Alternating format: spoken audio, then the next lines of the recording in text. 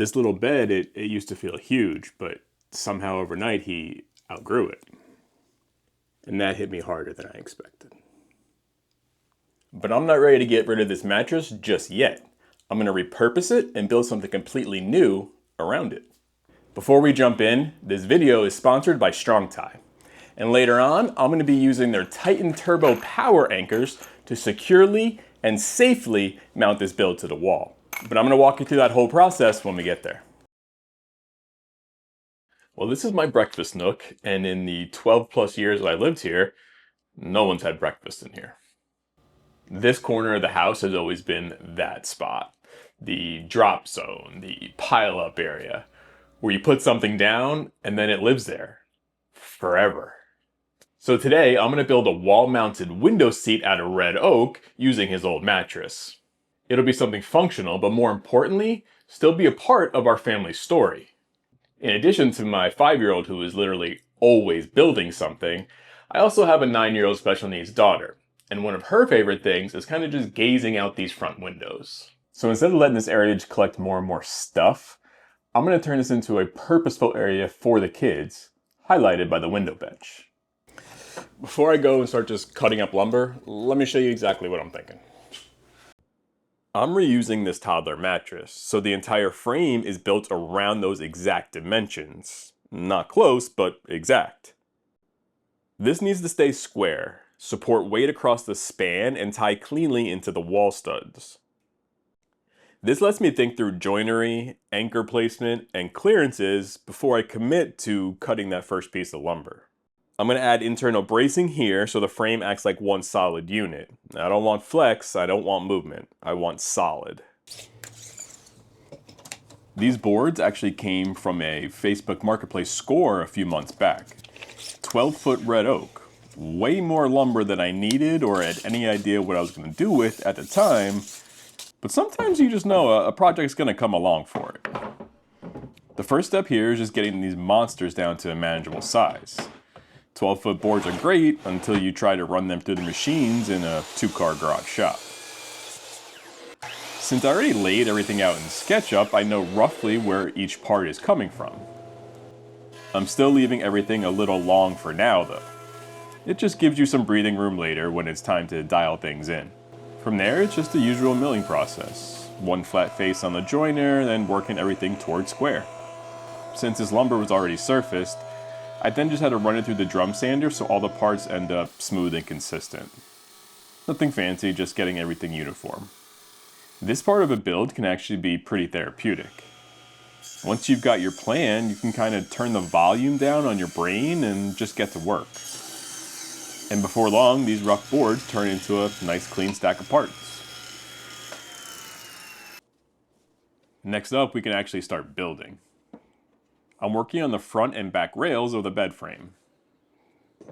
To create a ledge for the mattress support to sit on, I'm gluing up 2 boards for each rail. Once these are joined together, it creates a nice built-in lip that the bed slats will eventually rest on. After the glue dried, I brought them back to the saw and cut everything to a final length.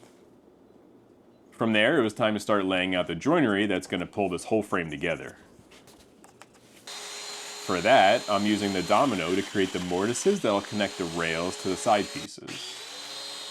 These loose tenons do a great job of keeping everything aligned during glue up. Once everything was marked out, I grabbed the domino joiner and started cutting the mortises. Most of them were pretty straightforward, but the ones in the side pieces, yeah, they took a little creativity to get that proper spacing. Nothing too wild, just one of those moments where you pause for a second or an hour and figure out how to make the tool work for the situation. For the mating pieces, I intentionally cut the mortises slightly oversized. That gives me a little bit of wiggle room during assembly, literally. Before moving into the glue up, I took the time to sand everything down and soften all the edges. The top edges got a pretty hefty round over, while the bottom ones, they're just eased a bit. I don't want any sharp edges around the kids. With all the joinery cut, it's time for glue up. To make things a little easier on myself, I like to pre-glue the dominoes into the side that I cut on the tight setting. That way they're locked in place ahead of time, and I've got one less thing to juggle when the real glue up starts. Once those were set, it was time to bring all the pieces together. Glue goes into the remaining mortises, the rails slide into place, and the frame starts to come together. Now these rails are a little longer than the clamps I have on hand, but that's okay because that's where these clamp extenders come in clutch. After everything was aligned and seated properly, I tightened the clamps down and made sure the whole assembly stays nice and square. Next, I shifted my focus to the cross beams that we added earlier in SketchUp. 2 cross beams get glued into place, tying everything together and really solidifying the foundation of the bed. Once those were in, the whole assembly gets set aside and left to dry overnight. Alright, now that I got the frame all glued up, pretty happy with it. It's looking good. I'm working through the spacing for the side rails here, vertical rails. This is actually going to be double the height. I'm going to cut these in half and use the other half over here. But I'm looking for some sort of topper, and I'm going through my scrap wood bin here, and I got this nice piece of white oak that I think is nice. It's got some nice flake and quarter sawn here, so I'm going to clean this up and see what that might look like as a cap up here. Even though this is white oak and this is red oak, I'm going to put some Rubio Monocoat cotton white on here, so it should blend together nicely but still show that nice flake. Let's see if that works out.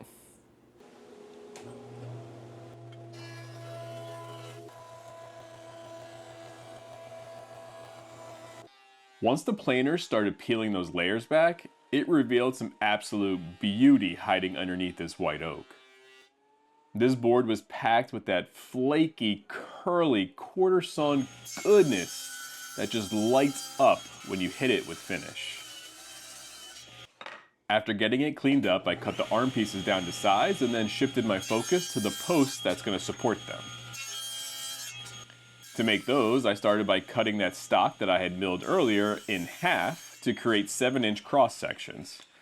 My thinking there was that 7-inch post paired with an 1.5-inch white oak arm. That should land at a natural height for resting your arms.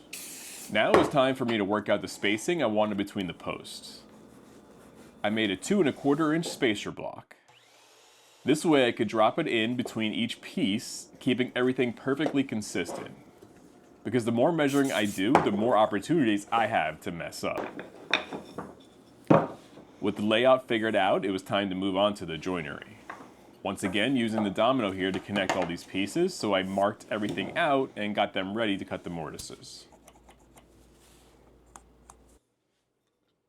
Whenever possible, I like bringing smaller parts to the tool instead of trying to bring the tool to the workpiece. It just feels a heck of a lot safer and gives me better control while making the cuts.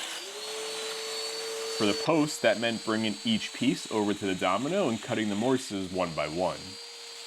Then for the side rails, I tipped the whole frame up onto its side so I could reach everything comfortably and cut the matching mortises right into the rail.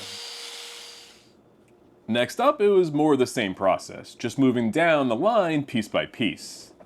I started by pre-gluing the dominoes into the sides of the cross sections. Just like before, I cut the mortises on the tight setting so the tenons stay locked in place. With those in place, I moved over to the armrests themselves and began cutting the matching mortises right down the center where each post will tie in. In theory, that should leave a 1-inch overhang on each side of the posts. And here's a little trick I picked up along the way.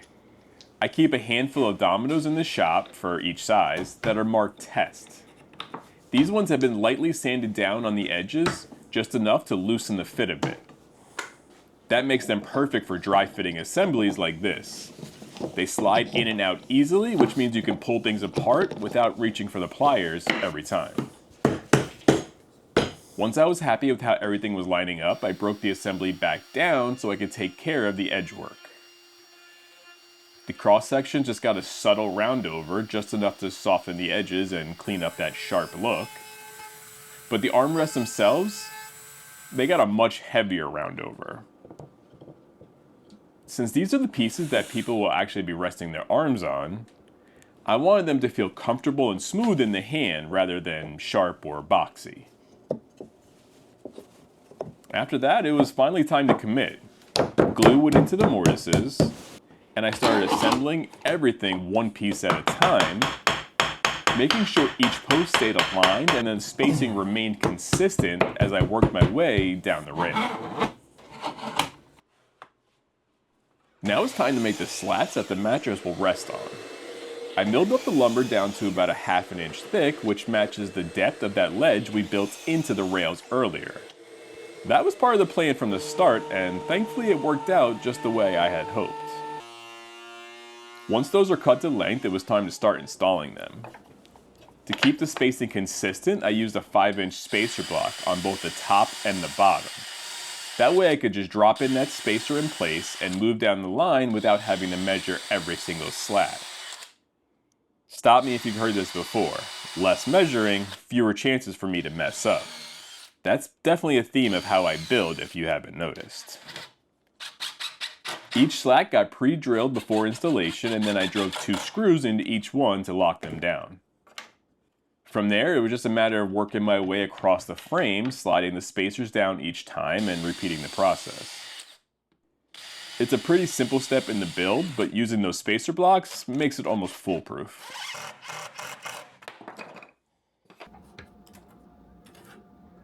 I actually left this front rail piece a little long on purpose during the milling stage. That way, instead of trying to rely on exact measurements, I could clamp it directly onto the frame and mark the cut exactly where it needed to be. I believe that term for this is referential measuring. Basically, it's letting the project tell you where the cut should happen instead of trusting numbers on a tape measure or from your software.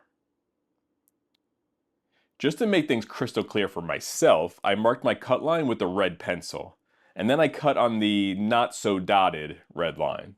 Always an important distinction. With that piece trimmed to length, I brought everything down to the floor for the glue up. At this point, the frame's getting so big that the workbench just wasn't the best place to wrangle it anymore. Now it's time to figure out the height for the legs for the front of the bench.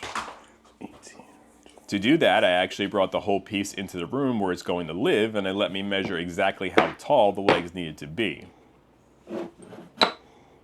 I built 2 legs into an L shape so it would give the front of the bench the stability it needs while keeping things nice and clean visually. For this build, I went with a cotton white finish. I really like the look it gives red oak. It adds a subtle white tint to the wood, which brightens things up a bit while still letting all that beautiful grain show through. Once the finish was applied and everything had time to dry, the build was officially ready for the install. All right, so it's been a little while since you guys have seen this space, and I've been working pretty hard to upgrade it.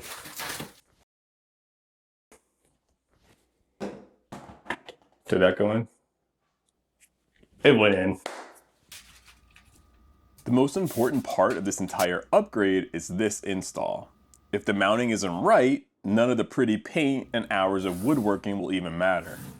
A strong plan is one thing, but a strong connection, that's everything.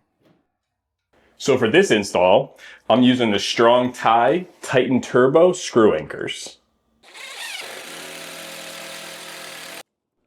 When you're mounting something that's going to hold real weight and something people are actually going to sit on, I don't want to guess. All right, so we're ready to start drilling into our studs, but we got to put on our eye protection. It's something we always tend to forget, but when you're dealing with any kind of drywall dust and the screw anchors, it just makes sense not to skip it. I'd rather overbuild it, because when it comes to my kids, strong isn't optional.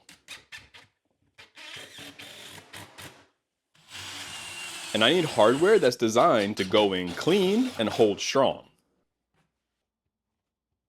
These anchors are built for fast, easy installation, and that matters when you're trying to keep everything straight, level, and tight to the wall. The install process is simple, and it keeps things moving without overcomplicating the build. One feature I really like on the Titen Turbo is their patented torque reduction channel. It helps reduce the torque as you're driving it in, so you're not fighting the hardware the whole way, and it leaves a really nice, clean finish. I'm making sure these go in straight and flush. I'm not going to over-tighten anything. If you feel the resistance change, stop and check your alignment. Proper spacing matters too, so take your time, hit those marks, and don't rush this part. This is the foundation of the entire build. One important note I wanted to mention is that these are meant for dry interior environments only, so keep that in mind when you're planning your project. And always keep in mind load capacity can vary depending on the surface and the installation. So make sure your wall is solid, your hardware is installed correctly, and you're always building within those safe limits. Strong Tie is known for structural solutions that are built for strength and durability, and that's exactly what I want behind a project like this. And this thing is solid, which means as parents, now we can have peace of mind and not worry about whether it's going to end up on the floor. If you want to try out the Strong Tie Titen Turbo Screw Anchors, I'll leave a link down in the description. I think part of being a maker and a parent is learn to let things change without letting them disappear.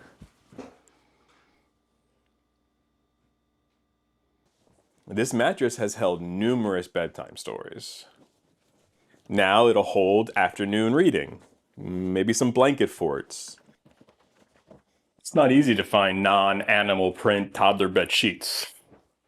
So solid blue over baby elephants. There will definitely be some Matchbox car races that I'm not letting him win, and plenty of just gazing out the window. Man, I love how this turned out. It's sturdy, it's clean, and it holds a piece of our life that I just wasn't ready to throw out yet. These kids are growing up so fast, but this will allow us to bring a part of that previous chapter into the next.